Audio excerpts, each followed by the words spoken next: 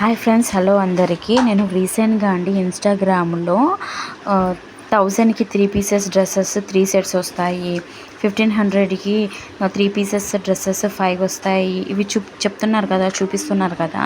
నేను కూడా వాటిలో ఒక పేజ్ హెచ్యుబి అని ఇన్స్టా పేజ్ వాళ్ళు 5 డ్రెస్సెస్ వచ్చేసి 2000 అని అంటే నేను టెంప్ట్ అయ్యి వాళ్ళకి 2000 నేను పే చేశానండి. డ్రెస్సెస్ సెలెక్ట్ చేసుకోమన్నారు, డ్రెస్సెస్ కూడా సెలెక్ట్ చేసుకున్నాను, పే చేశాను. పే చేసినాక 2 డేస్లో మీకు డెలివరీ వస్తుంది అని అన్నారు. 2 డేస్ తర్వాత వాళ్ళు కాల్ చేసి ఏమన్నారంటే, లేదు మేడం, మాకు కొంచెం ప్రాబ్లం ఉంది, షిప్మెంట్ ప్రాబ్లము, మీరు ఇప్పుడు ఇంకొక 5000 వేస్తే మీ డెలివరీ మీకు వచ్చేస్తుందండి రేపు అని అన్నారు.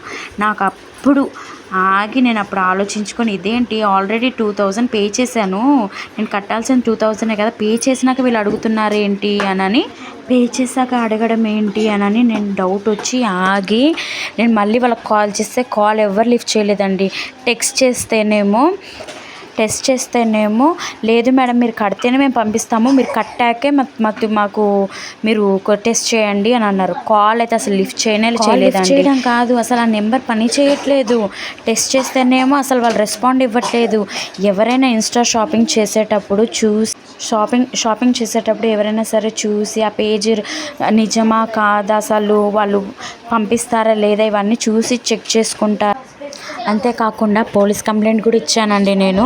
పోలీసులు ఏమన్నారంటే, మేడం ఇది ఫ్రాడ్ అండి, ఇంకా మీరు టెక్స్ట్ చేయకండి వాళ్ళకి, వాళ్ళు ఏమన్నా అంటే అప్పుడు మాకు కంప్లైంట్ చేయండి, మీ డబ్బులు కూడా మర్చిపోండి, ఇంకా టెక్స్ట్ చేయకండి అని చెప్పారు.